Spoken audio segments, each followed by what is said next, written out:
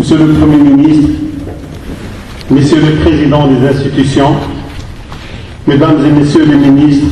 Monsieur le Président de la Commission de la Communauté économique des États de l'Afrique de l'Ouest, Monsieur le représentant du Secrétaire général des Nations Unies, distingués partenaires, Mesdames et Messieurs les représentants des États et organisations membres du groupe de suivi et d'accompagnement de la transition au Burkina Faso, chers invités, Mesdames et Messieurs, nous voici à nouveau, voisins et amis du Burkina Faso, réunis à Ouagadougou, dans le cadre de nos efforts solidaires pour accompagner son vaillant peuple et son gouvernement sur le chemin de la transition ouverte en novembre 2014 vers un nouveau départ et un avenir radieux et prospère pour tous nos frères et sœurs sur cette terre africaine. Vous me permettrez tout d'abord, au nom de Madame la Présidente de la Commission de l'Union africaine, Dr Nkosazana Dlamini Zuma, de dire notre gratitude au Président du Faso, ainsi qu'au peuple et au gouvernement du Burkinabé, pour l'accueil très chaleureux et l'hospitalité toute africaine qui nous a été réservée depuis notre arrivée dans cette belle cité sahélienne. Je voudrais également remarquer, pour m'en réjouir, la présence nombreuse des membres de notre groupe, dont je salue la disponibilité et la volonté d'accompagner le Burkina en ces moments décisifs de son combat pour la démocratie, l'état de droit et le respect des droits humains. Vous constaterez avec moi la stabilité et la sérénité qui règnent dans ce pays, qu'il y a tout juste quelques mois à traverser des épreuves difficiles, qui n'eût été l'esprit de compromis et d'ouverture au dialogue et au consensus, toute qualité reconnue à ses dirigeants et à sa classe politique, auront pu basculer dans l'instabilité et le désordre. Notre groupe encourage le président Michel Kafando et le Premier ministre Issa Zida, ainsi que l'ensemble des acteurs burkinabés, à continuer à travailler dans cet esprit pour assurer la conduite de la transition dans une atmosphère apaisée. Excellences, Mesdames et Messieurs, au cours de cette présente réunion de notre groupe de contact, nous allons passer en revue l'état de mise en œuvre des différentes tâches à accomplir pendant la transition, notamment dans le contexte des conclusions de notre réunion inaugurale tenue le 13 janvier dernier, en vue de la réalisation des objectifs fixés, en particulier l'organisation d'élections libres, transparentes et régulières dans le délai convenu.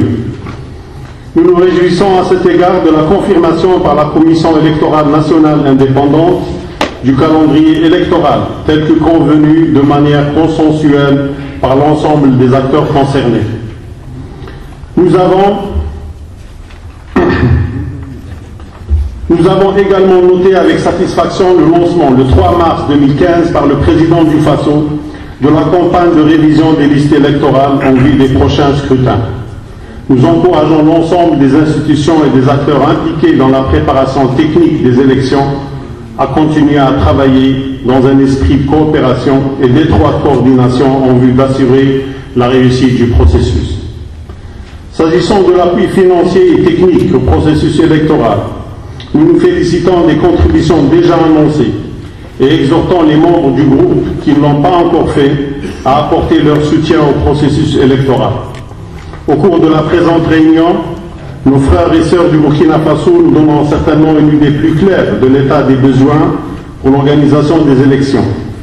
Je forme l'espoir qu'au sortir de cette session, nous aurons pleinement répondu aux attentes de nos hôtes et aux impératifs liés aux échéances identifiées. Je voudrais en outre me féliciter de la nomination par le président du Faso du président de la Commission de réconciliation nationale et des réformes, ainsi que des présidents des différentes sous-commissions. Comme nous le savons tous, la réconciliation nationale est une œuvre de longue haleine, tout autant que le processus des réformes. Dès lors, il s'agira pour le gouvernement de transition de mettre en place des fondements solides pour une véritable réconciliation nationale, à charge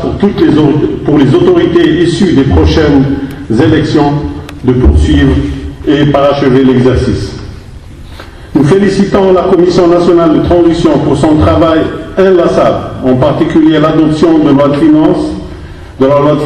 de la loi sur la commission des réformes, celle sur la prévention et la lutte contre la corruption, ainsi que le code minier. Bien des étapes ont été ainsi franchies sur la voie de la mise en œuvre des tâches et missions définies au terme de la charte institutionnelle de transition. Nous nous en félicitons, autant que nous mesurons les efforts nécessaires pour venir à bout des défis qui caractérisent cette transition. Les incidents regrettables survenus le 4 février 2015 viennent nous rappeler encore la fragilité du contexte et la nécessité pour tous les acteurs concernés de rester vigilants et de faire encore preuve de retenue. Excellences, Mesdames et Messieurs, je note avec satisfaction la mobilisation contenue de la région en appui au processus de transition et de réconciliation au Burkina Faso. La visite effectuée par le président Macky Sall du Sénégal, président du groupe de contact de la CEDEAO sur le Burkina Faso le 16 janvier 2015, au lendemain de notre réunion inaugurale.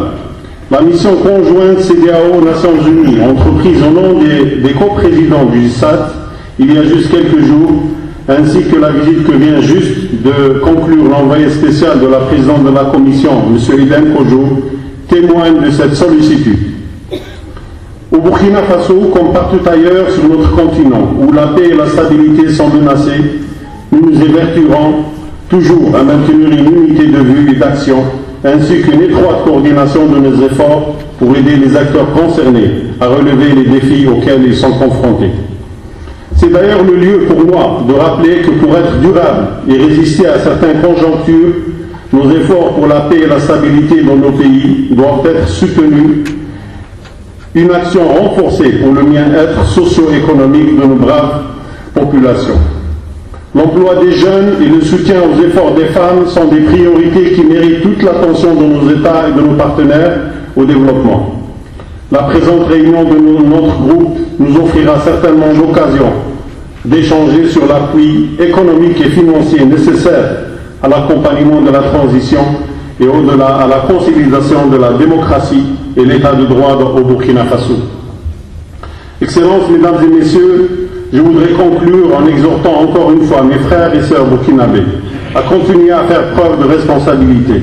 d'esprit de compromis et de vigilance afin de contribuer à une conclusion réussie de cette période de transition